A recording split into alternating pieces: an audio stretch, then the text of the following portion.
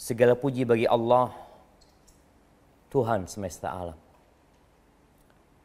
Dialah yang menciptakan bumi,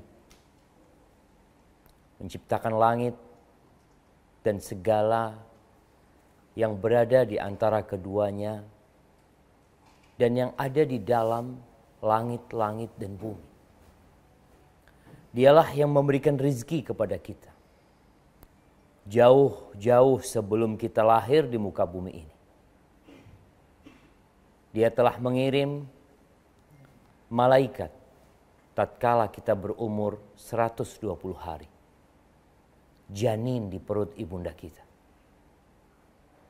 Jadi anak punya rezeki, antum punya rezeki sudah ditetapkan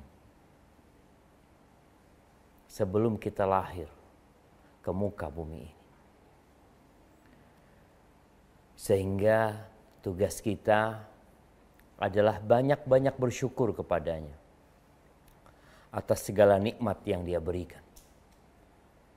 Karena Allah berfirman, wa qalilun min ibadiyas syakur. Sedikit dari hamba-hambaku yang pandai bersyukur. Dan kita meminta pertolongan kepada Allah dalam menghadapi urusan-urusan dunia kita dan urusan agama kita.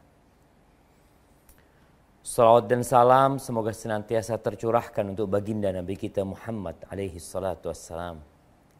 Untuk keluarga beliau, untuk istri-istri beliau, untuk putra-putri beliau.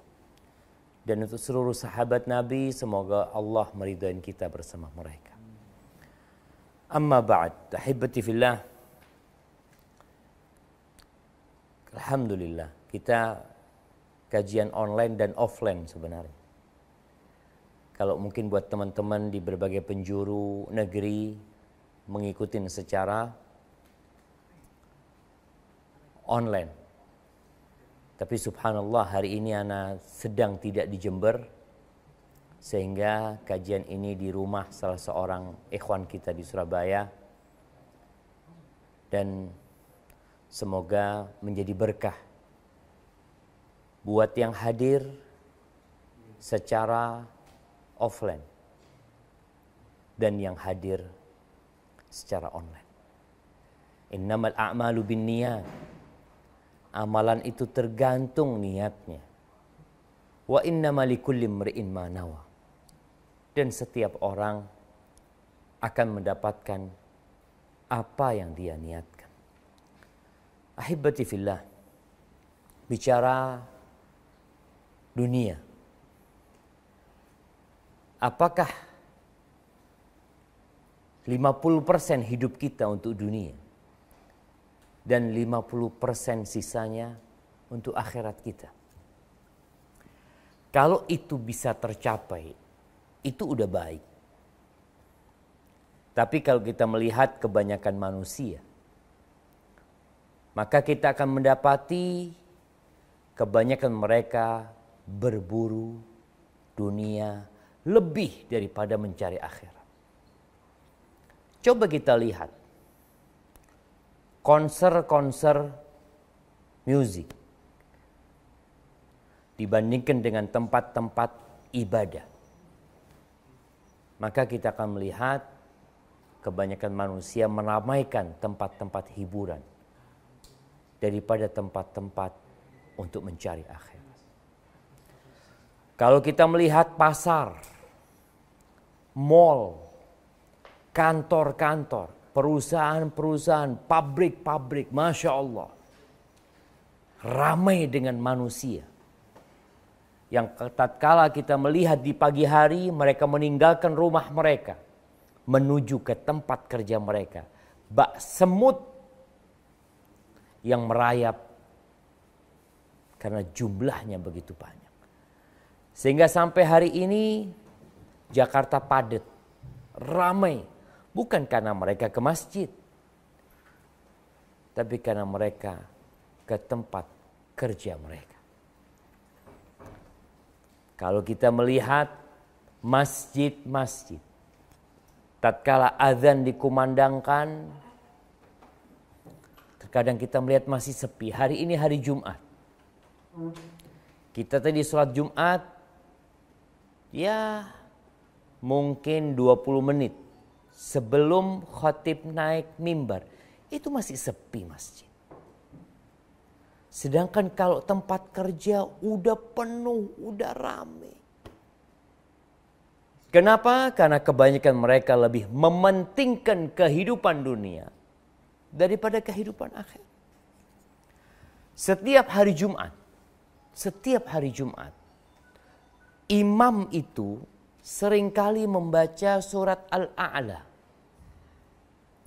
Di akhir surat Al-A'la, coba dibaca. Di ayat 16 sampai ayat 19. Nah, silahkan dibaca.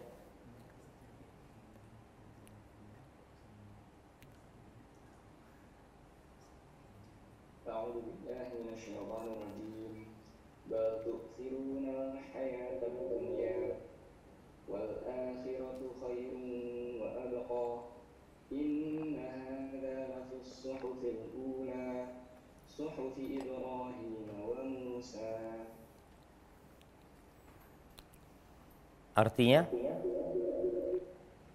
tetapi kamu orang-orang kafir memilih kehidupan duniawi, sedang kehidupan akhirat adalah lebih baik dan lebih kekal. Sesungguhnya ini benar-benar terdapat dalam kitab-kitab yang dahulu, yaitu kitab Ibrahim dan Musa. Subhanallah, kita lihat penjelasan ini sudah ada di kitabnya Nabi Ibrahim. Dan di kitab yang Allah turunkan kepada Nabi Musa. Bahwa manusia itu lebih mementingkan kehidupan dunia. Bal tu'thirunal hayatad dunya. Setiap Jumat kita dengar. Tapi terkadang kita tidak merenungkan firman Allah ini. Padahal akhirat itu lebih baik dan lebih kekal. Terus ahibati fillah, kalau akhirat itu lebih baik dan lebih kekal, apakah pantas akhirat itu dapat 50%? Dunia yang lebih rendah, yang lebih buruk itu mendapatkan 50% juga. Maka kita perlu memahami doa kita yang sering kita baca apa? Rabbana atina fid dunya hasanah wa fil akhirati hasanah wa qina adzabannar. Wahai Rabb kami, wahai pencipta kami, wahai pemilik kami, berikan kepada kami kebahagiaan di dunia. Nih, supaya orang-orang yang mengira Islam itu tidak peduli sama dunia. Islam itu hanya ngurusin akhirat. Udah tinggalkan lah, kita minta kebahagiaan di dunia.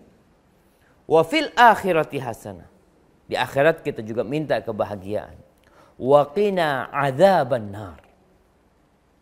Dan selamatkan kami dari azab neraka. Jamaah rahimakumullah.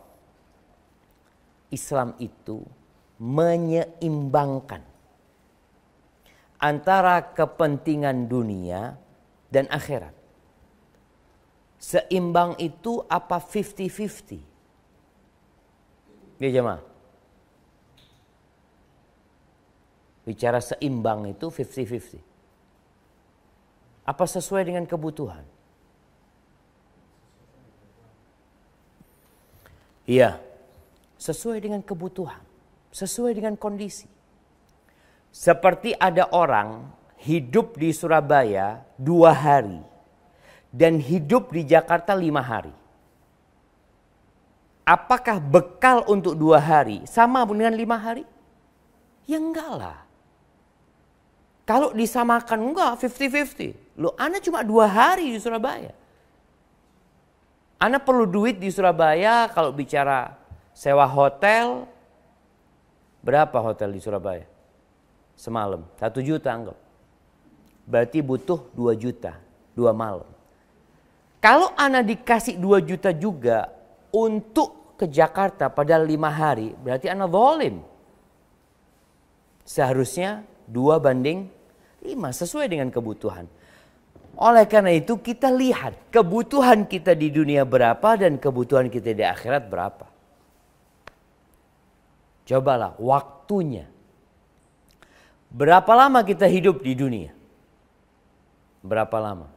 Rasul sallallahu alaihi wasallam menyebutkan a'maru ummati, umur umatku itu baina 60 wa 70.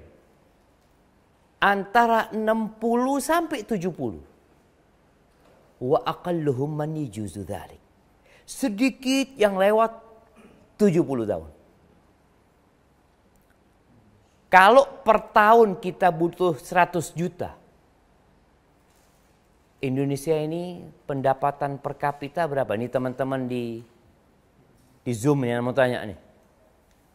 Nah. Mana moderatornya?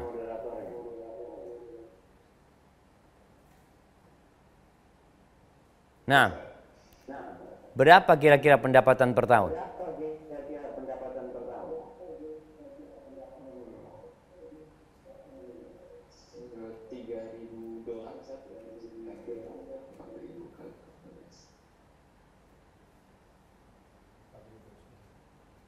$3.000. 40?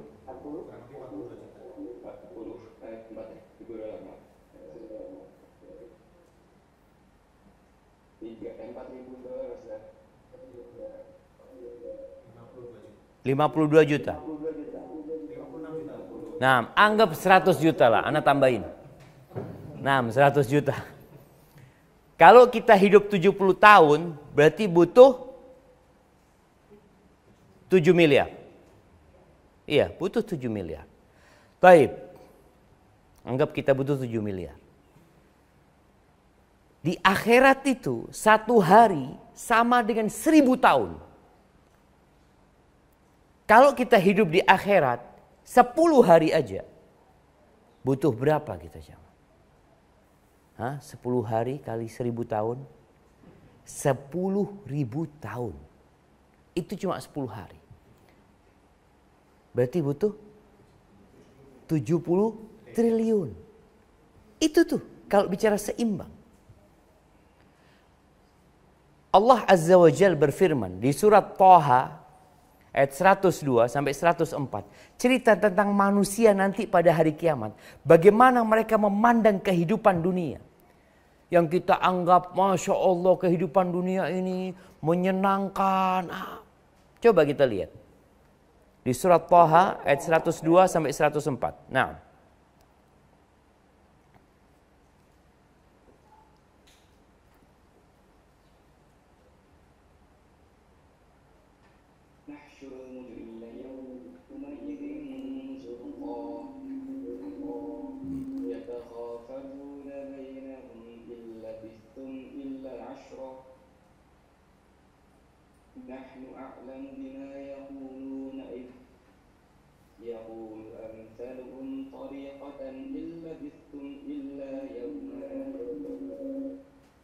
Barakallahu fiik. Nah. Artinya yaitu di hari yang di waktu itu ditiup sangkakala dan kami akan mengumpulkan pada hari itu orang-orang yang berdosa dengan muka yang biru muram. Mereka berbisik-bisik di antara mereka, kamu tidak akan berdiam di dunia, melainkan hanyalah 10 hari. Kami mengetahui apa yang mereka katakan ketika berkata, orang yang paling lurus di antara mereka, kamu tidak berdiam di dunia, melainkan hanya sehari saja. Subhanallah. Kehidupan 70 tahun itu,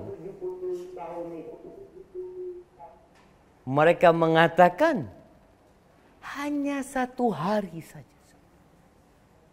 Maka ahibati fillah, Allah Azza wa Jalla mengatakan wa inna yawman 'inda rabbika ka alfi sanatin mimma ta'uddun. 1 hari di sisi Rabbmu itu seperti 1000 tahun dari perhitungan kalian. Bagaimana kalau 1 hari itu diazab? 1000 tahun.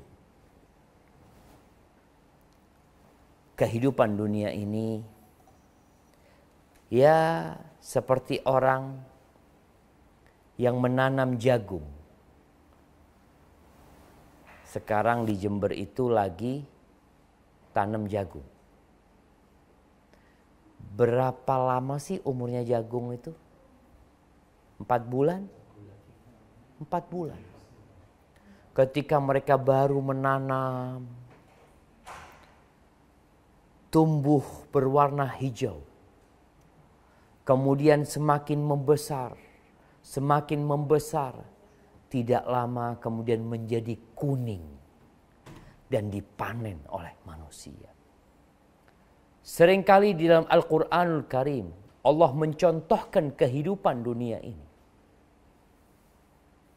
dengan air hujan yang turun, yang menumbuhkan tumbuh-tumbuhan, yang umurnya tidak lama.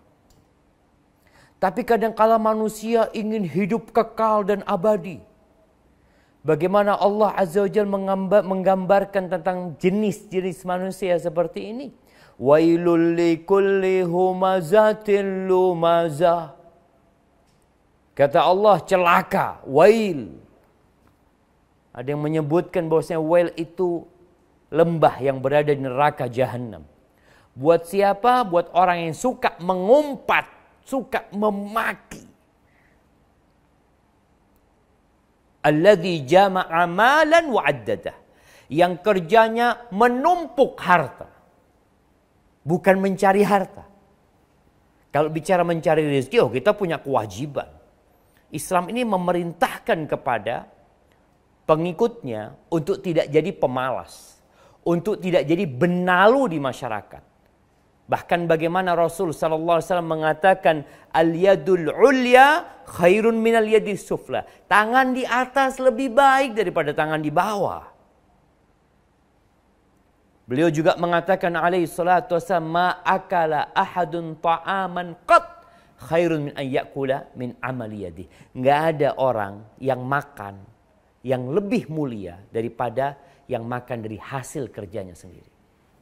Hari ini kita makan di tempat ini. Enak apa enggak? Enak jamaah. Bukan hasil kerja kita. Kita dikasih orang. Itu lebih utama kalau kita makan dari hasil keringat kita. Lebih mulia gitu. Ini menunjukkan supaya kita ini enggak jadi benalu di masyarakat. Islam menganjurkan untuk seperti itu. Jadi bekerja bukan untuk menumpuk harta, bukan. Tapi bagaimana kita bisa mencari akhirat kita dengan kita bekerja. Sedangkan ini orang jama'a malan wa 'addadah. Dia mengumpulkan harta, kemudian menghitungnya. Yahsabu anna malahu akhlada. Dia mengira bahwa harta itu akan menyebabkan hidupnya kekal dan abadi. Mana yang kekal? Fir'aun mati. Qarun dibenamkan di bumi dengan hartanya yang bertumpuk. Di negeri kita melihat penguasa-penguasa. Mereka tewas. Pengusaha-pengusaha yang kaya raya mati. Maka ahibati fillah, kalau kita melihat tadi, bicara waktunya, maka kita harus seimbang. Seharusnya waktu kita untuk akhirat semuanya. Loh kok seperti itu? Kita ini cuma numpang lewat di dunia ini. Numpang. Sampai-sampai Nabi alaihi salatu wassalam mengatakan, beliau itu pernah tidur di atas tikar sampai membekas di perutnya. Umar radhiyallahu ta'ala anhu ketika melihat itu sedih. Menangis dia. Dia mengatakan, ya Rasulullah, itu Kaisar Romawi. Raja Persia, hidup bergelimang harta, sedangkan engkau seperti ini. Engkau ini orang yang paling dicintai Allah. Engkau orang yang paling mulia yang pernah menginjakkan kaki di muka bumi ini. Tapi hidupmu seperti ini. Apa kata Nabi SAW? Mali walid dunya. Apa urusanku sama dunia ini? Innama mathali wa mathalud dunya karakibin istadhalla tahta syajarah. tsumma raha wa taraka. Aku tuh kalau mau berbicara tentang kehidupan dunia ini, aku hanya seperti seorang pengendara yang singgah di bawah pohon. Sebentar kemudian dia melanjutkan perjalanan yang panjang.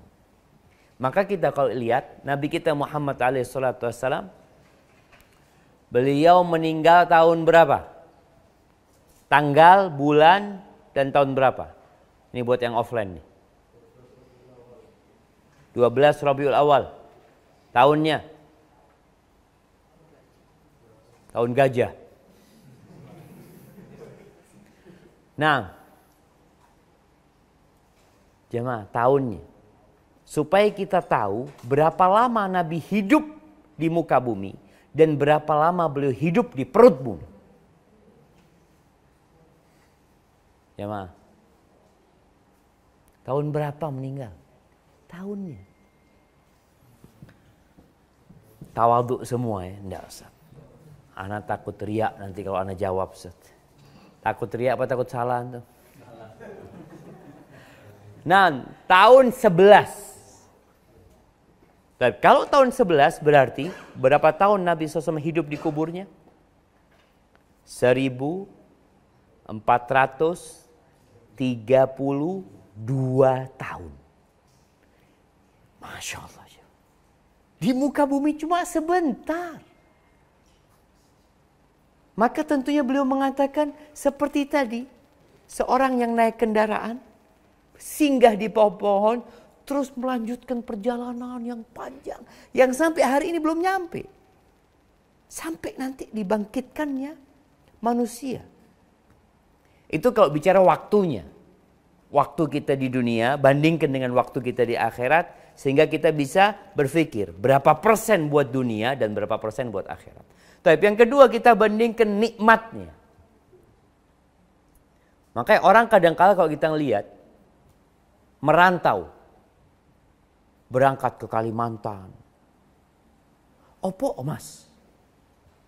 Ustaz, Surabaya anak penghasilan cuma 2 juta. Anak kok ke Kalimantan 20 juta. Milih mana? Ya milih ke Kalimantan. Nyebrang dikit Ustaz. Sampai Malaysia, anak bisa dapat 200 juta Ustaz. Kalau gitu kemana? San ke Malaysia lagi. Itu tatkala bicara kenikmatan yang didapatkan. Baik. Kalau bicara kenikmatan dunia jemaah.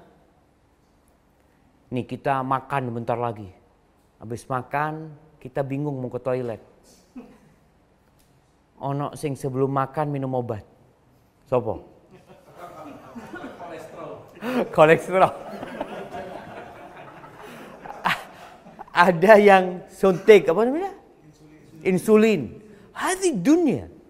Jadi kenikmatan dunia ini ya kenikmatan yang sebentar. Ada yang habis makan opname. Itu kehidupan dunia. Rumah, Masya Allah. Bangun rumah ini berapa tahun Pak Johan? 3 tahun, Masya Allah. Di surga itu jemaah, temboknya tidak ditutupi jemaah. Kenapa? Labinatun min zahab, labinatun min fiddah. Batanya itu emas. Jadi ada surga semuanya emas. Perabotannya semua emas, temboknya emas ya Allah. Kemudian tidak pakai semen jemaah. Antara batu bata dengan batu bata yang selanjutnya itu pakai misik. Kata Nabi SAW. Wa milatuha al-miskul adfar. Misik yang asli, yang wangi sekali. Subhanallah. Di dunia ini ada orang yang rumahnya batu batanya dari emas. Kalau ada, itu harus dijaga polisi. Dijaga polisi, wallahu alam polisinya kalau amanah ya. Kalau enggak botolnya diganti deh. Warnanya kuning juga, Allahu Akbar. Di surga seperti itu. Rasul sallallahu alaihi wasallam menyebutkan, ini jamaah dalam hadis riwayat Imam Bukhari, awwalu zumratin tadkhulul jannah, golongan pertama yang masuk surga, ala suratil qamar lailatul badr, itu wajahnya ceria indah seperti rembulan di malam purnama. Itu yang pertama. Walladzina ala atharihim ka ahsani kaukabin durriyin fis sama idha'atan. Yang selanjutnya wajahnya itu seperti bintang yang paling terang di langit itu. Qulubuhum ala qalbi rajulin wahid. Hati penghuni surga itu seperti hati satu orang. Enggak ada hasad. Enggak ada iri. Enggak ada dengki. Pernahkah kita dengki sama tangan kita, jemaah? Orang ngelihat ya, kekar gitu ya. Kok awakku kok gede? Daun no. Karena itu tubuhnya dia. Apakah pernah dia mengatakan, aku kok banyak duitnya? Enggak, seperti itu. Sedangkan di dunia kita akan melihat orang-orang itu bersaing. Ketika bersaing akan saling sikut. Mereka akan saling membenci. Kenapa banyak tukang sihir? Karena orang-orang punya penyakit hasad. Di sana nggak ada, jemaah. Nggak ada iri, nggak ada dengki. Likulli imri'in zaujatani minal huril 'ain. Setiap orang punya 2 istri dari bidadari. Ini yang paling rendah, jemaah. Dek kini bojone piro kabeh? Situ Ustaz, ruwet Ustaz. Nah, sudah satu tuntutannya banyak. Allahu Akbar. Iya, di dunia seperti itu. Di sana penghuni surga itu bidadari surga, kata Nabi SAW, yura mukhusuqihinna min wara'il azmi wal laham. Sumsumnya bidadari surga itu bisa dilihat dari luar daging dan tulangnya, jemaah. Allah, bening ya, ma. Hah? Masya Allah. Indah dari jernihnya, dari putihnya bidadari surga itu. Kemudian kata Allah Azza wa Jalla, wa azwajun mutahharah. Istri-istri di surga itu dibersihkan. Dari apa? Dari segala perilaku buruk. Tidak ada istri di sana ngambek. Ngamuk-ngamuk, dah ono. Kalau di sini kadangkala ya tidak disopo bojone. Terjadi di sana nggak ada.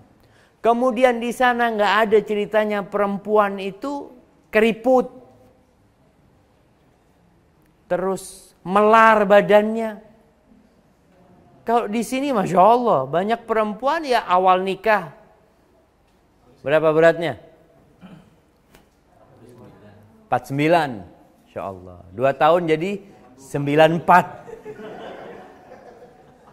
Kadang-kadang seperti itu wanita. Tapi di surga Allah katakan, Nabi SAW mengatakan, yura mukhusuqihinna min wara'il azmi wal laham. Sampai seperti itu, jemaah. Kalau kita bandingkan ini, apakah sama usaha kita dalam meraih wanita di dunia dengan usaha kita meminang bidadari surga? Ya enggak sama lah. Kemudian kata Nabi SAW, walau anna imra'atan min ahlil jannah, andai kata seorang bidadari surga, ittala'at ila ahlil ard. Nyungu itu apa bahasa Indonesianya? Nengok. Iya. Iya, nengok. Iya, menengok atau melongok. Melonggok. Ittala'at ila ahli ardi. Iya, dia menengok ke penghuni bumi ini. Sekarang nih kalau bidadari surga itu, tahu-tahu melihat penghuni bumi ini, la adha'at ma bainahuma. Maka bidadari surga ini akan menerangi antara timur dan barat. Kayak matahari. Terangnya. Wala mala'at hurihan. Dunia jadi wangi dengan aroma satu bidadari surga. Gimana kalau kita punya dua? Allahu Akbar. Wala nasifuha ala ra'siha. Kerudungnya bidadari surga, kerudungnya. Di sini perempuan sekarang kalau pakai abaya paling mahal berapa? Nah, kira-kira berapa?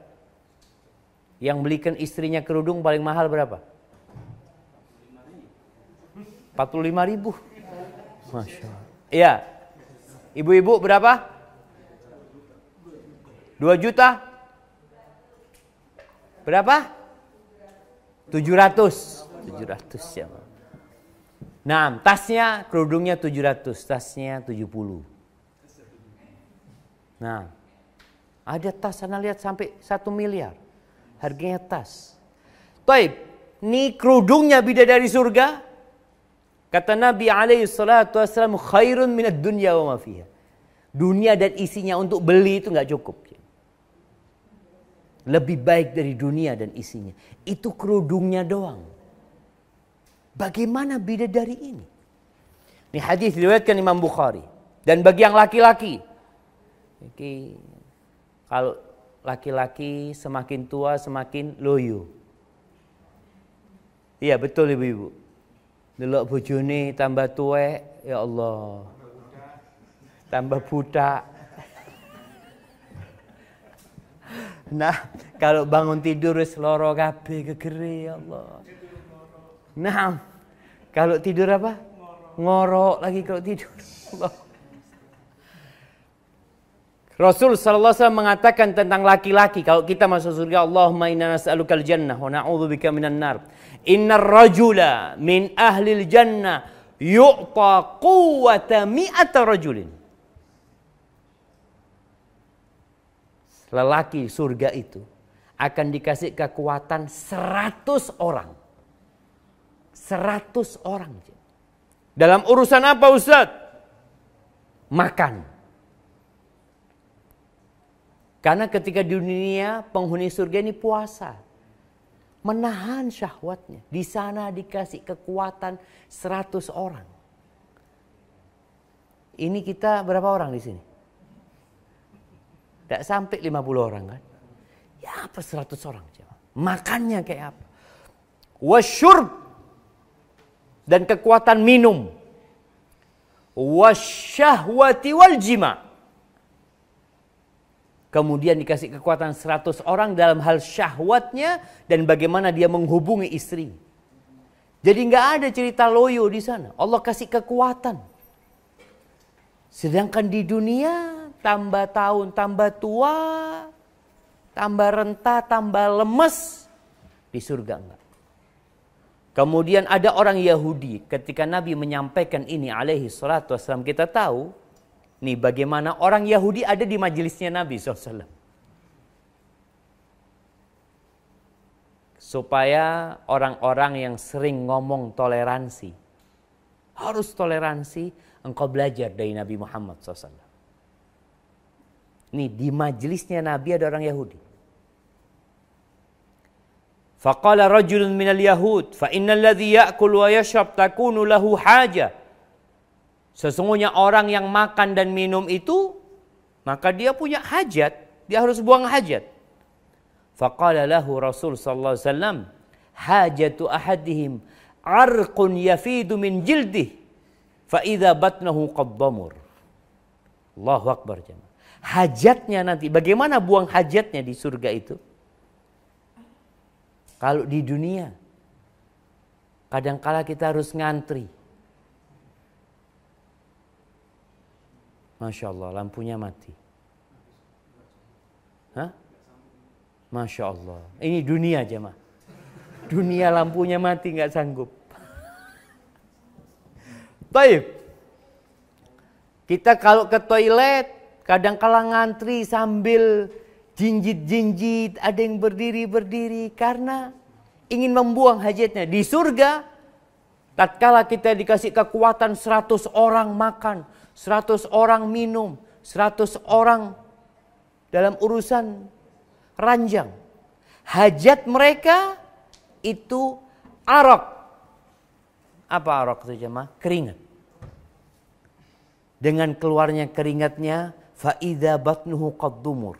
Tahu-tahu perutnya sudah six-pack lagi sudah apa? Ya sudah enggak buncit. Ahibati fillah. Setelah kita membandingkan hal itu, ya silahkan antum menentukan sikap antum seperti apa dengan dunia. Mau 50% untuk dunia, 50% buat akhirat, atau semua hidup kita adalah untuk akhirat. Rasulullah sallallahu alaihi wasallam, beliau pernah memegang pundak Abdullah bin Umar bin Khattab. Dipegang kedua pundaknya. Lalu beliau mengatakan kepada Abdullah bin Umar bin Khattab, "Kun fid dunya ka'annaka gharib au 'abiru sabil." Hiduplah di dunia seperti orang asing. WNA. WNA itu kalau datang ke Indonesia berapa lama? Ya kadang-kala ada yang lama Ustaz. Ada yang bekerja, tapi biasanya tetap dia pulang ke negaranya. Kita lihatlah kawan-kawan yang bekerja merantau ke Malaysia. Pasti dia di sana atau kebanyakan dia di sana nggak punya rumah. Nggak punya rumah. Terus ditanya, terus antum di mana rumahnya? Di Indonesia. Ana sudah beli tanah di Indonesia. Ana sudah punya perusahaan di Indonesia. Jadi dia hidup di Malaysia kadang-kala di kos-kosan. Rumahnya biasa, makannya biasa. Kenapa? Karena semua hasil kerja dia untuk di Indonesia. Seperti itulah engkau hidup di dunia. Kita di sini nggak lama. Tadi 70 tahun mati habis gitu. Ya kalau sampai 70 tahun. Kalau enggak sebelum 70 tahun sebagian sudah meninggal dunia. Seperti itu engkau hidup. Sehingga yang ada di benaknya akhirat. Aku mau pulang. Hasil kerjaku aku bawa ke sana. Tapi kadangkala orang yang merantau ini keenaan. Di tempat itu sampai lupa pulang. Ada yang seperti itu. Ada orang merantau hidupnya foya-foya di tempat perantauan. Pulang menderita. Karena dia belum punya rumah, belum punya apa. Karena selama hidup di tempat perantauan dia bersenang-senang. Maka Nabi mengatakan, au abiru sabil. Atau yang lebih tepat, engkau menjadi seperti orang yang sedang transit. Orang transit itu benar-benar tidak mikirkan untuk tinggal. Seperti kita kalau berangkat ke Mekah. Tujuan kita Mekah. Lalu kita transit di Dubai. Apa yang kita lakukan di Dubai? Yang ada dalam benak kita, bagaimana kita cepat sampai ke Mekah. Kita melihat di sana ada mobil mewah, ada tanah dijual, ada toko dijual. Kita nggak mikir semuanya. Kenapa? Karena Anda mau ke Mekah. Anda cuma transit. Dan orang ketika transit itu biasanya kadang-kala tidur di lantai pun jadi. Makanya kita lihat jemaah umroh itu kadang-kala selonjoran, lelah di sana. Dikatakan, loh nggak mau tidur di hotel. Oh, enggak, sebentar lagi Anda mau berangkat. Bentar lagi Anda mau berangkat. Sehingga yang namanya abiru sabil selalu siap berangkat. Ketika dipanggil, dia akan jalan. Itu wasiat Nabi SAW bagaimana kita menyikapi dunia ini. Jadi bukan 50-50 jemaah. Paling tidak ambisi kita yang akhirat.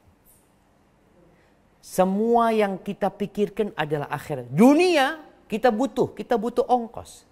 Makanya kata Allah Azza wa Jalla, wabtaghi fima atakallah ad-daral akhirah.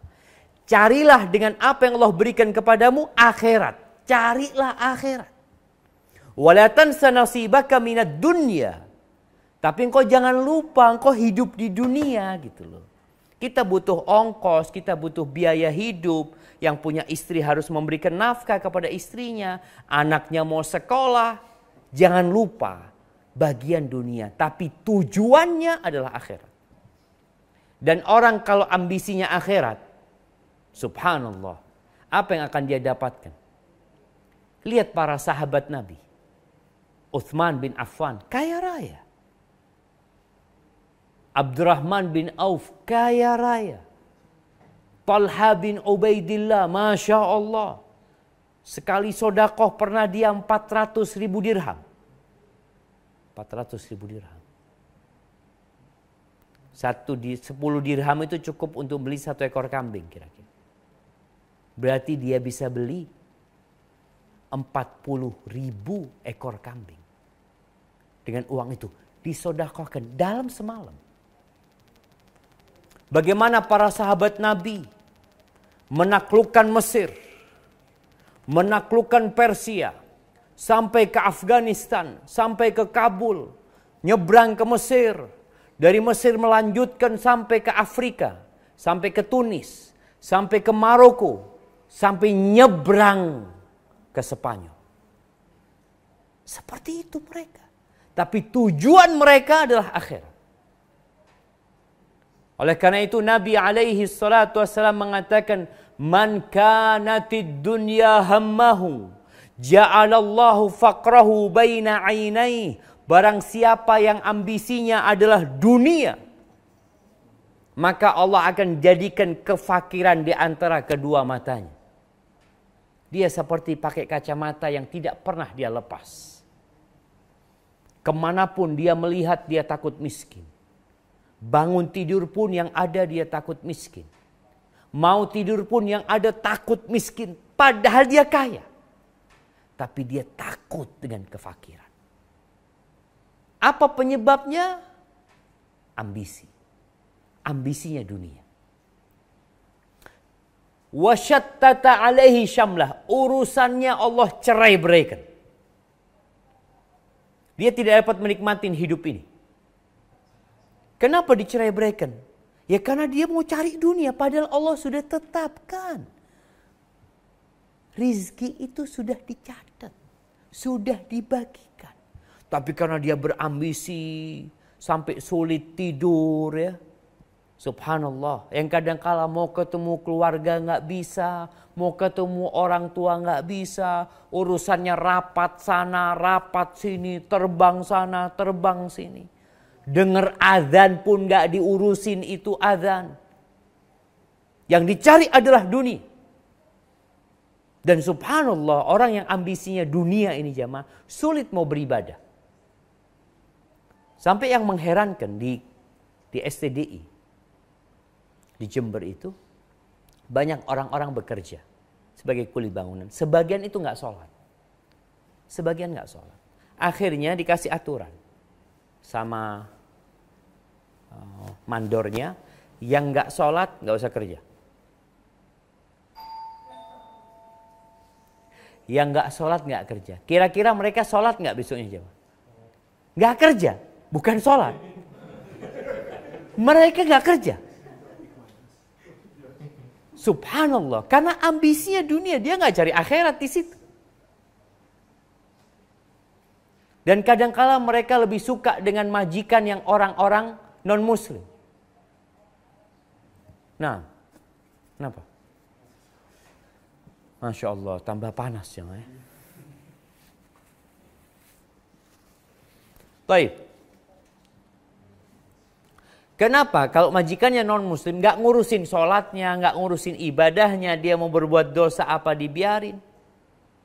Karena ambisi dia dunia. Allah cerai beraikan urusannya. Walam ya'tihi minad dunya illa ma qaddara lahu.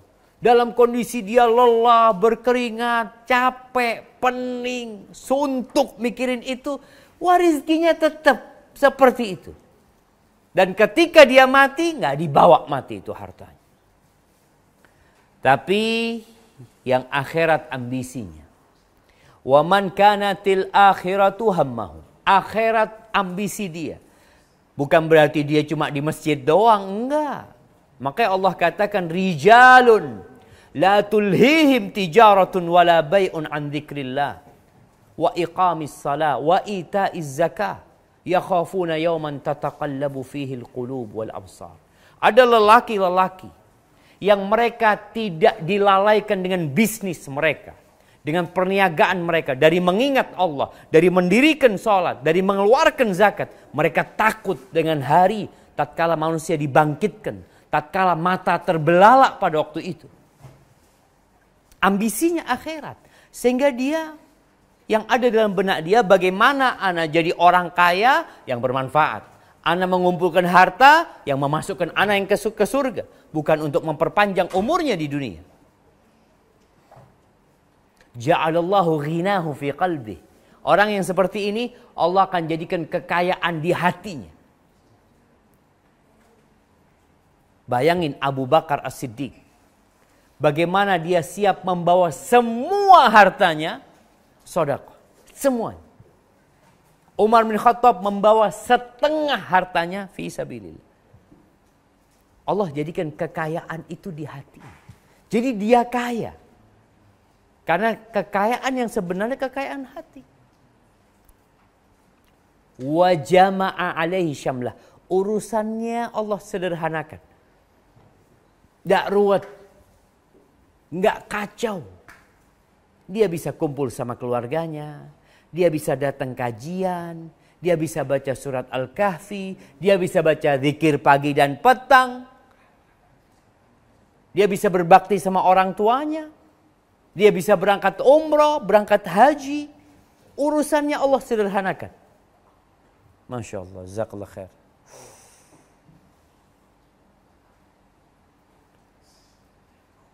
Wa atathu dunya wa hiya raghimah. Dunia akan datang kepada dia, dihinakan, dipaksa dunia ini datang kepada dia. Sedangkan dia, aku nggak mau lama-lama hidup di dunia. Disinilah jemaah, seorang muslim yang ambisinya akhirat, dia akan jadi orang yang bermanfaat buat masyarakat. Karena dia mengumpulkan harta tersebut, agar harta itu dapat mengantarkan kepada kebahagiaan dia di akhirat nantinya. Sebagai penutup, sebelum kita masuk ke sesi tanya jawab, Rasulullah SAW mengatakan, kalau tadi kita bicara nikmat ya, nikmat akhirat, kita akan bicara sedikit azab yang ada di akhirat sana. Ahwanun nas adzaban yaumal qiyamah.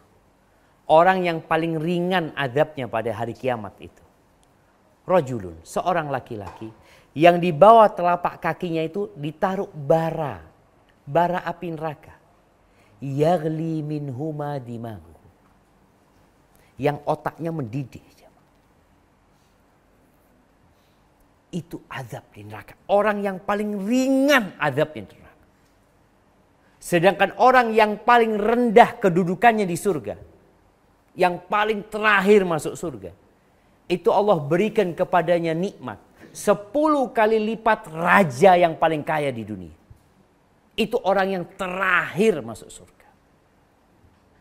Maka teruslah berdoa, mengatakan Rabbana atina fid dunya hasanah, di dunia kebah, wa fil akhirati hasanah wa qina adzabannar. Buktikan dengan doa-doamu. Jangan cuma minta kenikmatan di dunia, minta iman, minta ketakwaan, minta hati ditetapkan di atas agama ini. Baca doa Allahumma a'inni ala dzikrika wa syukrika wa husni ibadatik. Ya Allah, bantulah aku ya Allah untuk senantiasa mengingatmu, bersyukur kepadamu, beribadah yang baik kepadamu. Ketika sholat, Nabi berdoa, Allahumma inni a'udzubika min adzabil qabr. Ya Allah, aku berlindung kepadamu dari azab kubur. Wa min adzabi jahannam, dan dari azab neraka jahannam. Wa min fitnatil mahya wal mamat, dari fitnah kehidupan dan kematian. Wa min fitnatil masihid dajjal. Dan katakan, inna salati wa nusuki wa mahyaya wa mamati lillahi rabbil alamin. Sesungguhnya salatku, sembelihanku, hidup dan matiku lillahi rabbil alamin. Itu ikrar kita. Karena pada hakikatnya Allah menciptakan kita untuk mengabdi kepadanya. Dan dunia ini adalah jembatan yang mengantarkan kita ke akhirat. Barakallahu fiik. Itu yang dapat Anda sampaikan, kurang lebihnya mohon maaf. Anda kembalikan ke moderator. Jazakumullahu khairan.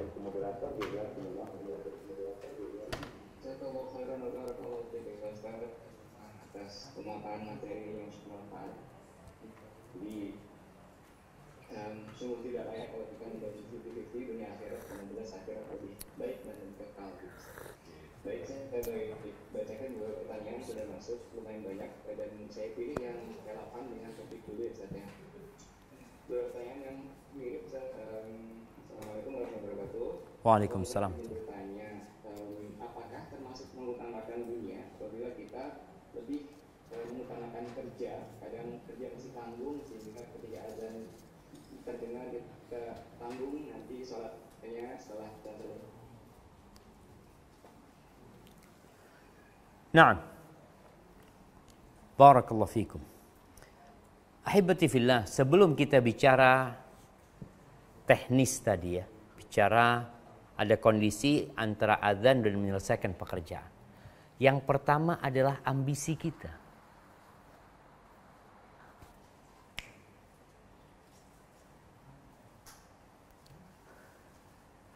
Yang pertama adalah niatnya. Kita kerja buat apa? Rasul sallallahu alaihi wasallam ketika beliau lewat bersama para sahabatnya, melewati seorang pemuda yang gagah perkasa, yang kerjanya giat. Mereka mengatakan, laita hadza fi sabilillah. Andai kata ini kekuatannya, tenaganya, semangatnya itu di jalan Allah gitu. Itu adalah sesuatu yang indah gitu. Sayang kalau ternyata dibuat untuk mencari dunia. Apa kata Nabi SAW? Lau kana yas'a.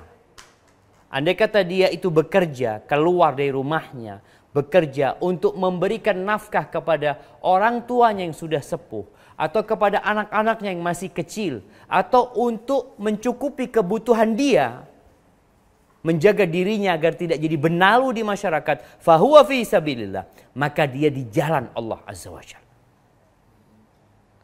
Maka hendaklah kita meniatkan ketika bekerja ini untuk apa? Tapi kalau niatnya untuk pamer, untuk berbangga-banggaan, fahuwa fi sabilis syaitan. Tapi ketika kita niatnya sudah benar ketika bekerja itu, bagaimana sekarang tatkala kita mendengar azan? Ahibati fillah, ada waktu sholat yang panjang waktunya. Contohnya kalau kita bicara sholat zuhur umpamanya, waktunya panjang. Sehingga kalau ana kayaknya dengar azan, ana selesaikan pekerjaan sebentar, terus ana ke masjid, mungkin 10 menit, 20 menit ya, sebelum qomat ana sudah di masjid.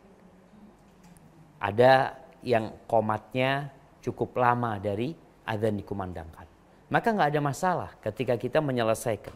Walaupun yang lebih utama, sebagian salafus soleh subhanallah, ada yang kerjanya sebagai tukang perhiasan. Dia yang bikin kalung emas ya. Apabila dia dengar azan, dia mau mengetuk itu emas, dengar Allahu Akbar Allah, nggak jadi dia. Dia taruh.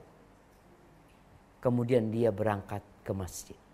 Rasulullah SAW, bagaimana cerita Aisyah yang mengatakan kullu amrihi ajab. Semua urusan Nabi itu menakjubkan.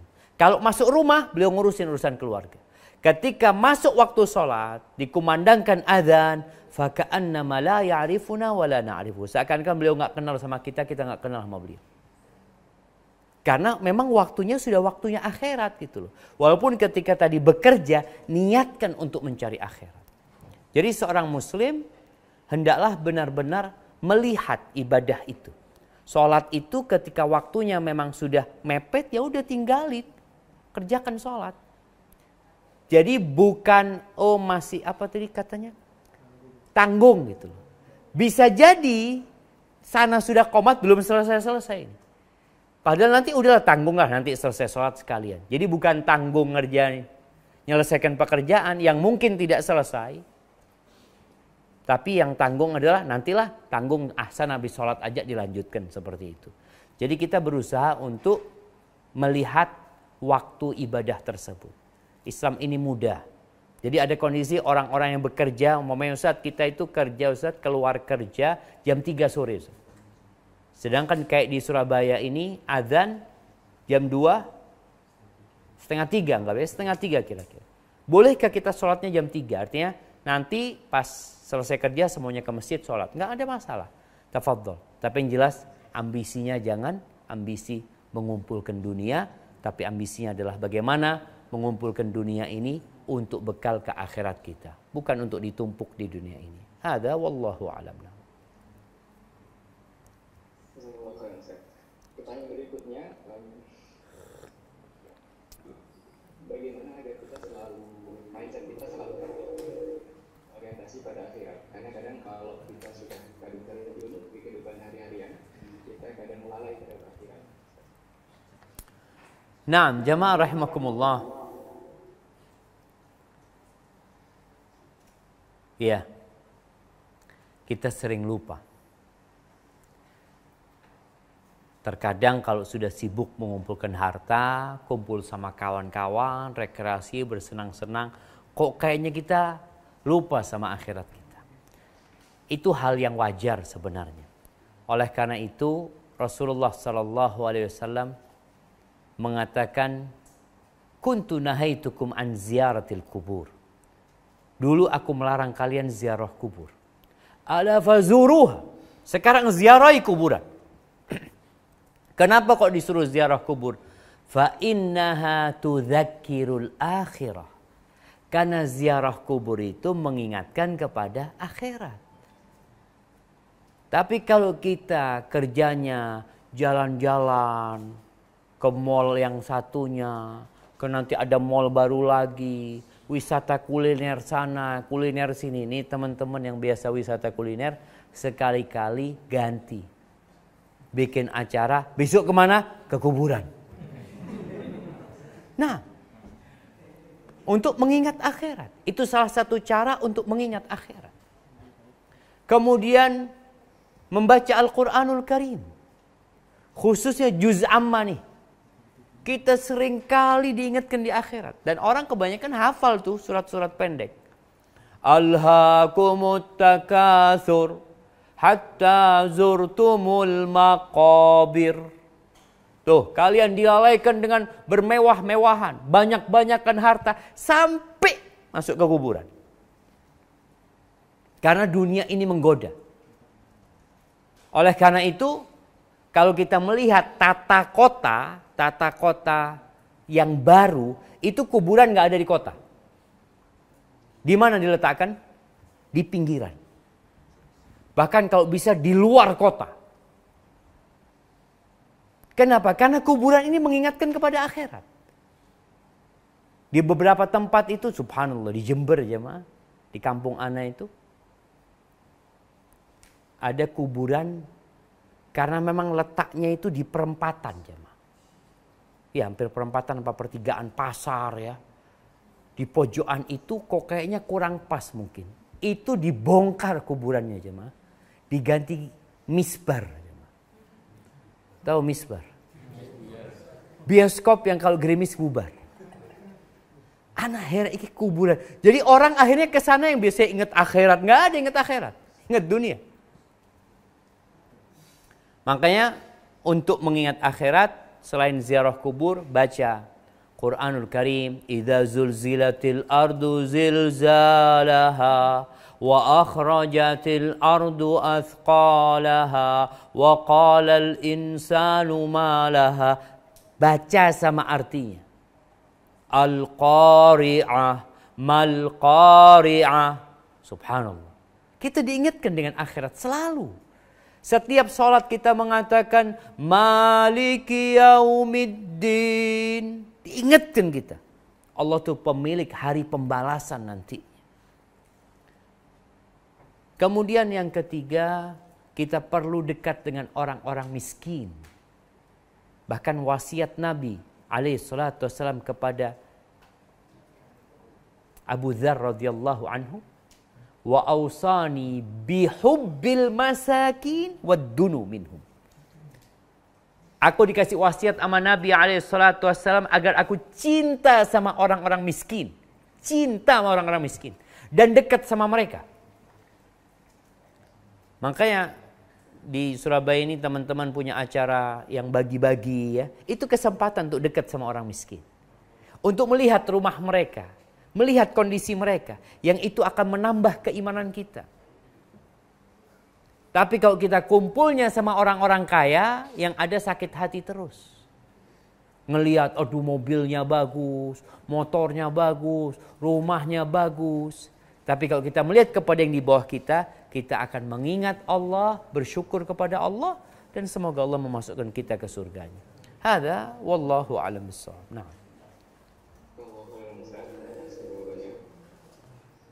Berikutnya pertanyaan tentang semangat mencari akhirat Ustaz. Jadi apakah boleh saya kredit beras untuk kemudian Anda bagikan ke orang tua, ke saudara-saudara anak, tapi kredit Ustaz, apakah ini berdosa? Kredit beras. Iya Ustaz. Utang dia, utang beras. Utang beras. Bayarnya beras juga. Ini nggak dijelaskan Ustaz. Bayarnya duit lah. Iya. Iya, artinya dia beli beras kredit. Di dalam Islam itu jual beli kredit boleh. Asalkan syarat dan ketentuannya terpenuhi. Tidak ada unsur riba di dalamnya. Rasulullah sallallahu alaihi wasallam beliau sebelum meninggal dunia, beliau itu beli gandum. Tapi karena beliau nggak punya uang, akhirnya beliau menggadaikan baju besinya kepada orang Yahudi. Nih, di kota Madinah ada orang Yahudi. Sampai Nabi alaihissalatu wassalam meninggal dunia, Nabi itu menggadaikan baju besinya untuk beli gandum sebagai nafkah istri-istrinya.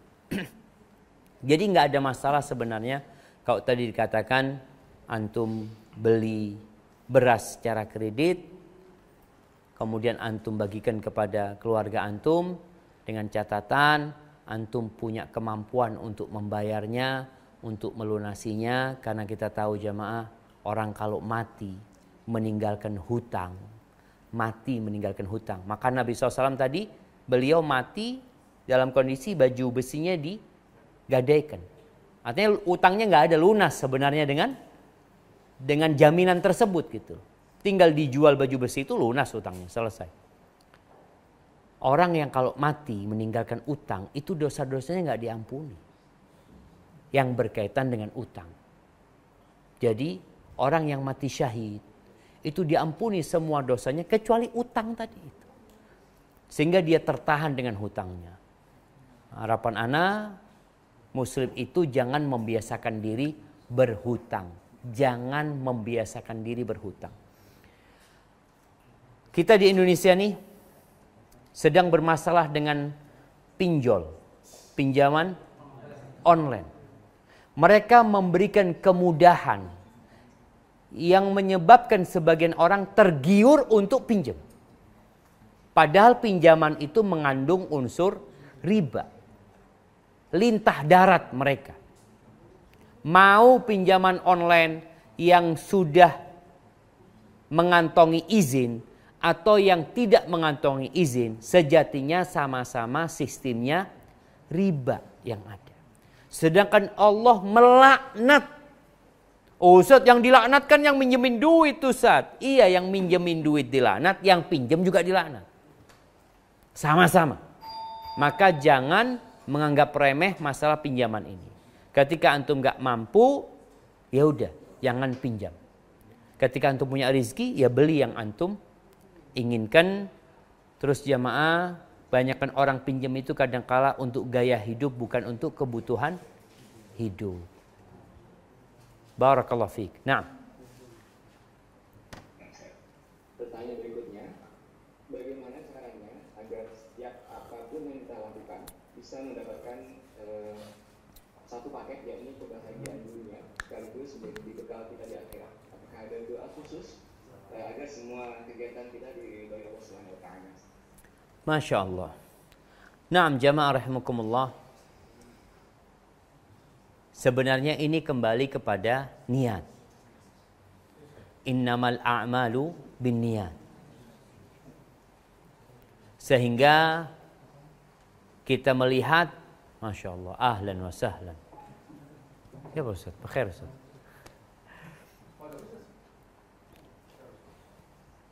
Sehingga orang itu tidurnya bisa bernilai ibadah. Tidurnya dia. Makannya bisa bernilai ibadah. Ketika dia niatkan umpamanya, dia tidur, ana mau tidur supaya ana bisa ikut kajian nanti umpamanya. Ana tidur sekarang supaya bisa sholat malam. Maka tidurnya dia bernilai ibadah. Sebagian orang itu ibadahnya bernilai kebiasaan. Tidak bernilai ibadah. Sampai dikatakan adatul arifin ibadah. Kebiasaan orang-orang yang arif billah, yang kenal sama Allah, kebiasaan dia itu bernilai ibadah. Wa ibadatul awam adah. Ibadahnya orang-orang awam sebagian hanya kebiasaan aja. Kenapa engkau sholat? Ya dari dulu memang sholat sudah Ustaz. Tidak enak kalau tidak sholat tuh Ustaz. Jadi hanya sekedar kebiasaan. Puasa Ramadan. Kenapa engkau puasa? Ya, ana dari kecil diajarin puasa Ustaz. Apalagi kalau tidak puasa tidak enak dilihatin teman-teman masuk tidak puasa gitu loh. Maka untuk menjadikan tradisi kita, kebiasaan kita itu ibadah adalah dengan meniatkannya untuk satu kebaikan. Kemudian tatkala kita beribadah itu sendiri, kita dapat menjadikan satu ibadah bernilai pahala yang besar sekali. Contohnya orang puasa Senin Kemis. Kenapa puasa Senin Kemis? Ya karena Nabi puasa Senin Kemis, alhamdulillah. Itu niat yang pertama, ngikutin Nabi SAW. Niat yang kedua, kenapa puasa Senin Kemis? Karena hari Senin Kemis itu amalan diangkat Ustaz. Anak kepingin amalan diangkat dalam kondisi anak puasa. Yang ketiga, anak kepingin puasa ini ngasih syafaat anak pada hari kiamat Ustaz. Yang keempat, anak ingin supaya anak dijauhkan dari api neraka Ustaz. Yang kelima, anak kepingin supaya anak masuk dari pintu Ar-Rayyan. Ibadahnya satu. Tapi tatkala kita menghadirkan banyak niat, maka akan semakin mulia itu ibadah. Tapi kadangkala orang ya puasa. Kenapa antum puasa?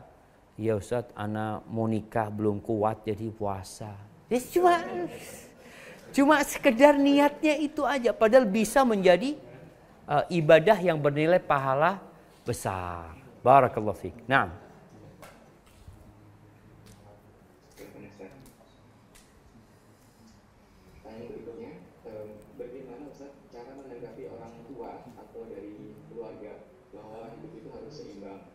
Dunia diutamakan lebih dari akhirat.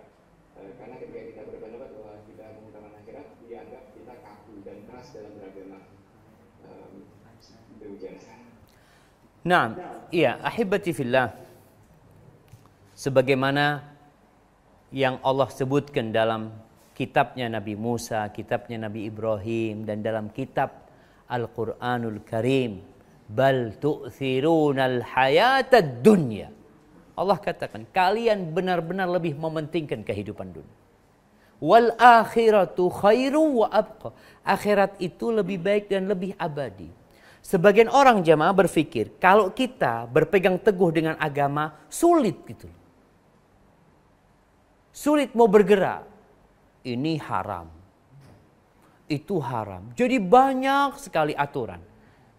Padahal sejatinya, semua aturan yang dibuat untuk mencari dunia, itu adalah aturan yang penuh dengan kasih sayang. Contohnya, kenapa dalam Islam nggak boleh riba? Kenapa nggak boleh riba? Yang sebagian orang berpikir, oh kalau nggak riba nggak bisa punya rumah. Kalau nggak riba nggak bisa punya motor. Kalau nggak riba nggak bisa punya mobil.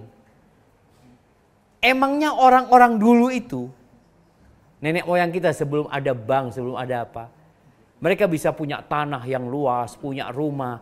Emangnya pakai riba? Tidak. Sistem riba ini yang merusak kehidupan sebenarnya. Ya kita lihat sampai ada ya yang bunuh diri gara-gara utang riba. Karena utangnya dari 100.000 berlipat-lipat ganda. Jadi bagaimana sekarang menghadapi orang tua yang tadi beranggapan kalau kita ambisinya akhirat jadi kaku? Enggak. Kita enggak jadi kaku. Kita jadinya lurus. Tugas kita ketika berbicara sama orang tua adalah dengan adab dan etika. Sampaikan kepada orang tua, iya aku akan mencari dunia. Dalam rangka membahagiakan orang tua. Kan fisabilillah tadi. Berbakti kepada orang tua, niatnya bekerja untuk membahagiakan orang tua. Tapi jangan sampai membuat Allah murka. Jadi antum silahkan bekerja. Kadang-kadang sebagian teman-teman ini setelah ngaji, kerjanya itu males. Nanti pengajian, ada taklim. Ya taklim silahkan hadir. Tapi ketika waktunya bekerja, engkau bekerja. Oleh karena itu Allah Azza wa Jal di dalam Al-Quranul Karim ketika berbincang tentang siapa yang pantas untuk dipekerjakan. Inna khaira man ista'jarta al-qawiyul amin. Sebaik-baiknya orang yang kau jadikan pegawai, yang engkau jadikan pekerja, itu adalah yang kuat, yang punya ilmu, yang dia itu ahli di bidangnya, al-amin, yang amanah ketika dia bekerja. Seperti itu Islam mengajarkan. Dan Nabi SAW mengatakan, innallaha yuhibbu idza amila ahadukum amalan ayyutqinahu. Allah tuh cinta kalau sebagian di antara kalian atau kalau orang bekerja di antara kalian itu menyempurnakan pekerjaannya. Jadi antum silahkan bekerja yang profesional, kumpulkan harta, tapi ingat jangan sampai melanggar aturan syariat. Niatnya tetap buat akhirat. Jadi bukan berarti ketika antum mencari akhirat, antum akhirnya di masjid doang. Ngaji toh sama bapaknya, le, gak kerja le. Akhirat, ayah. Tidak kerja akhirat. Bekerja pun untuk akhirat. Para sahabat Nabi bekerja radhiyallahu taala anhum. Sebagian menjadi pengembala kambing, sebagian menjadi kuli angkut mereka, sebagian menjadi pekerja di sawah, sebagian mengumpulkan, subhanallah, mengumpulkan kayu bakar untuk dijual ke pasar. Jadi tidak bertentangan sebenarnya berkaitan dunia dan akhirat. Cuma yang kita bicarakan niatnya, ambisinya adalah untuk akhirat kita. Cari dunia ini untuk akhirat kita sehingga kita tidak melanggar. Kalau tadi katakan orang tua, engkau kalau cari akhirat kaku. Enggak ayah, insya Allah. Aku tetap akan bekerja keras. Tiap pagi jangan lupa baca doa. Allahumma inni as'aluka ilman nafi'an wa rizqan thayyiban wa amalan mutaqabbalan. Barakallahu fiik. Nah. Yang berikutnya, Ustaz, saya punya dua pilihan yang berat. Saya sangat mencintai ibu saya dan percaya bahwa ibu saya adalah jalan menuju surga. Yang pertama, saya tetap berada dekat dengan ibu, tapi sayangnya penghasilan saya belum cukup untuk memenuhi kebutuhan saya sendiri maupun memberi ke ibu. Yang kedua adalah saya keluar kota atau keluar negeri untuk bekerja selama beberapa tahun untuk mengumpulkan modal, kemudian bisa dekat dan menjaga atau merawat ibu. Mohon masukannya, Ustaz. Masya Allah, barakallahu fiik. Ya ahibati fillah. Kalau bicara ada dua pilihan tadi. Tinggal bersama ibu tapi penghasilannya sedikit. Atau keluar negeri, merantau, penghasilannya lebih banyak tapi jauh dari ibu. Maka ketahuilah bahwasanya pintu rizki itu banyak. Bukan hanya bekerja dan berusaha. Kita diperintahkan untuk bekerja. Naam. Bagaimana selesai sholat Jumat, Allah mengatakan فَإِذَا قُضِيَتِ الصَّلَاةِ فَانْتَشِرُوا فِي الْأَرْضِ وَابْتَغُوا مِنْ فَضْلِ اللَّهِ. Selesai sholat, kalian silakan bertebaran di muka bumi ini untuk mencari karunia Allah Azza wa Jalla, mencari rizki. Tapi di antara pintu rizki itu adalah dengan memperbanyak istighfar. Ini yang perlu antum tempuh. Antum katakan kepada Allah Azza wa Jalla, ya Allah, aku gak kepingin jauh dari orang tua. Tapi aku juga ingin punya penghasilan yang banyak di sini, ya Allah. Maka perbanyak istighfar kepada Allah Azza wa Jalla. Kemudian perbanyak ketakwaan kita kepada Allah. Pertebal ketakwaan kita kepada Allah Azza wa Jalla.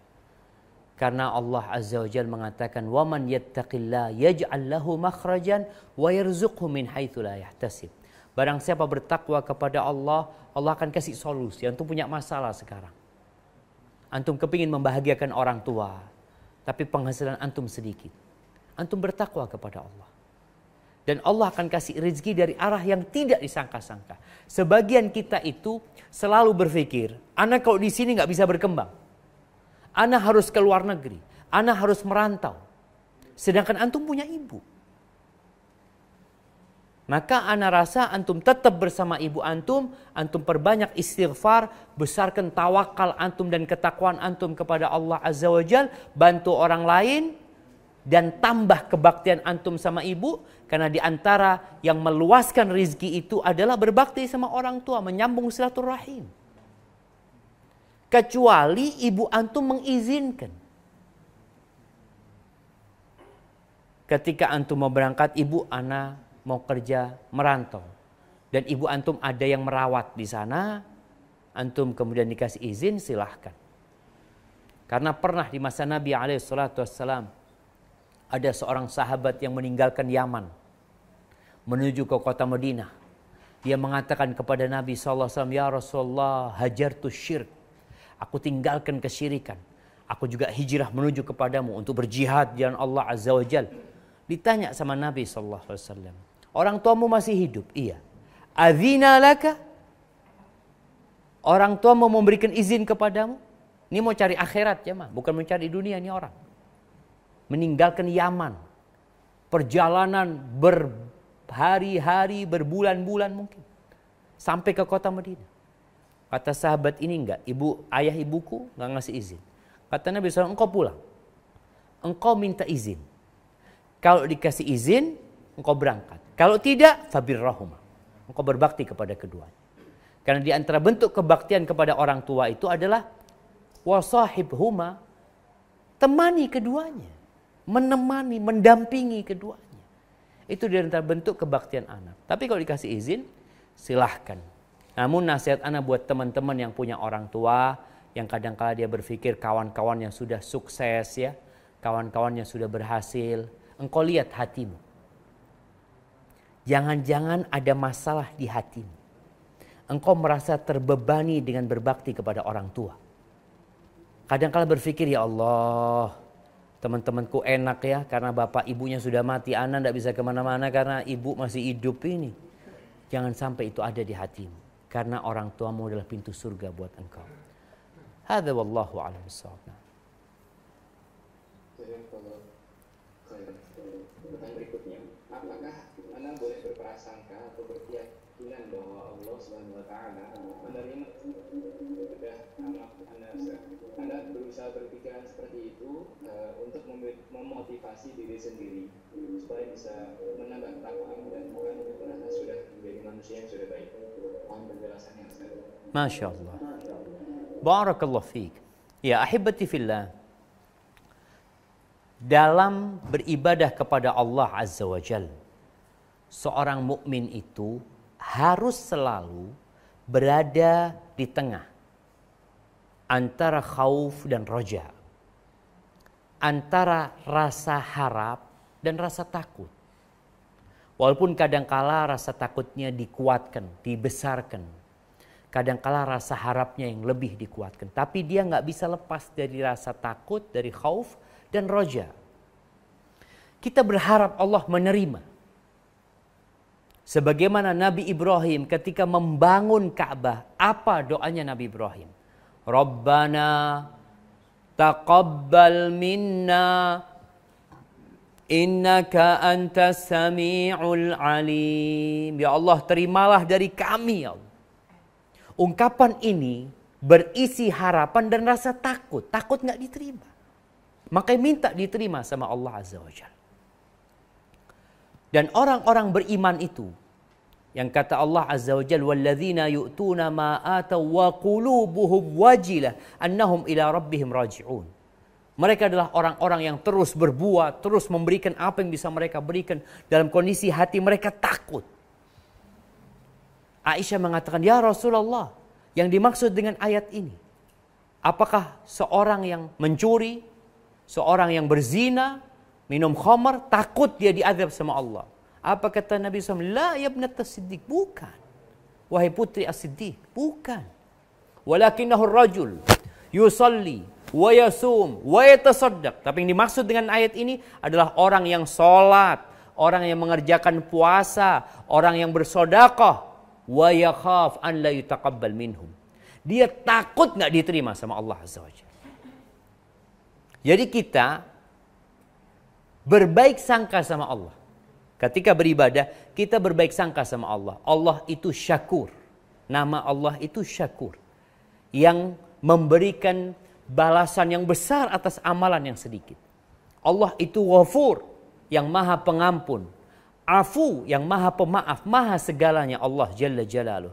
Tapi yang jadi masalah, kitanya yang banyak dosa. Kitanya yang ibadahnya kurang sempurna. Sehingga kita lihat, selesai sholat, kita baca apa?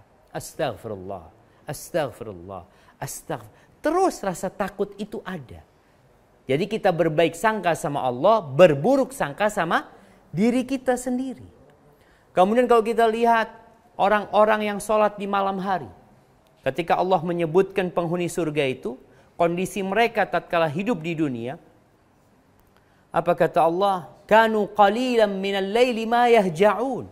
Mereka sedikit tidurnya di malam hari. Beribadah mereka, sholat. Wabil ashari hum yastaghfirun. Di waktu sahur, mereka istighfar. Setelah sholat malam, bukan ujub yang ada di hati mereka. Tapi perasaan takut. Tidak diterima sama Allah. Perasaan ya ada yang gak sempurna dalam ibadahnya. Yang menyebabkan mereka terus istighfar. Oleh karena itu, Nabi kita Muhammad alaihissalam di akhir hayatnya disuruh apa sama Allah Azza wa Jalla? Idza jaa nasrullahi wal fath wa ra'aitan nas yadkhuluna fi dinillahi afwaja fasabbih bihamdi rabbika wastaghfir innahu kana tawwaba. Di akhir hayatnya setelah bertahun-tahun penuh dengan perjuangan dan pengorbanan, Allah perintahkan kepada Nabi SAW, fasabbih bihamdi rabbika. Hendaklah engkau bertasbih, menyucikan Allah, memuji Allah Azza wa Jal, wastaghfir, disuruh istighfar. Nabi disuruh istighfar. Kata Aisyah radhiyallahu taala anha, sejak turunnya ayat ini, Nabi kalau ruku dan sujud itu sering membaca subhanakallahumma wa bihamdika Allahumma ighfir. Terus beliau minta ampun. Jadi kita berbaik sangka sama Allah, tapi kita perlu berburuk sangka sama diri kita sendiri. Hadza wallahu a'lam. Berikutnya pertanyaan terakhir, Ustaz. Saat ini kita sedang berjuang untuk bisa survive di masa pandemi, sehingga apapun proyek atau pekerjaan yang diterima, sehingga apapun proyeknya kita terima, yang penting halal dan sesuai dengan kompetensi kita. Namun bila mendapat pekerjaan atau proyek untuk membangun atau renovasi pelan konvensional atau rumah ibadah non-muslim, bagaimana sebaiknya Ustaz? Apakah kita tolak, sedangkan kita sedang berjuang gitu untuk bisa survive? Masya Allah. Subhanallah jamaah. Iya. Kadangkala ujian itu datang tatkala kita sangat membutuhkan uang itu. Allah Azza wa Jalla mengatakan wa ta'awanu 'alal birri wat taqwa wala ta'awanu 'alal itsmi wal 'udwan. Kata Allah, hendaklah kalian saling tolong-menolong dalam kebaikan dan ketakwaan. Dan tidak saling tolong-menolong dalam keburukan, dalam dosa, dan dalam permusuhan. Sedangkan kalau kita membangun tempat ibadah non-muslim yang kita tahu Allah nggak ridho, kita membangun bank konvensional yang kita tahu tempat itu akan digunakan untuk melakukan perbuatan yang sejatinya Allah mengumumkan perang kepada pelakunya, maka kita akan dapat dosa. Dan gak akan berkah yang kita dapat. Kalau tadi dikatakan Ustaz, tapi kita kondisinya sedang sulit Ustaz. Ini ujian. Apa yang harus kita lakukan? Tinggalkan itu, perbanyak istighfar. Dan ada orang-orang yang merasa rizkinya lambat. Ada ketakutan buat dia. Sehingga dia menempuh jalan yang tidak diridhai oleh Allah Azza wa Jalla. Akhirnya dia dapat uang, namun gak berkah buat dia. Membahayakan kehidupan dia. Membahayakan keluarganya.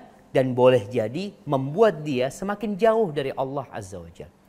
Maka carilah pekerjaan yang lainnya. Dan barang siapa, kata Nabi SAW, man taraka syai'an lillah. Barang siapa meninggalkan sesuatu karena Allah, awwadahullah khairan minhu. Allah akan kasih ganti yang lebih baik.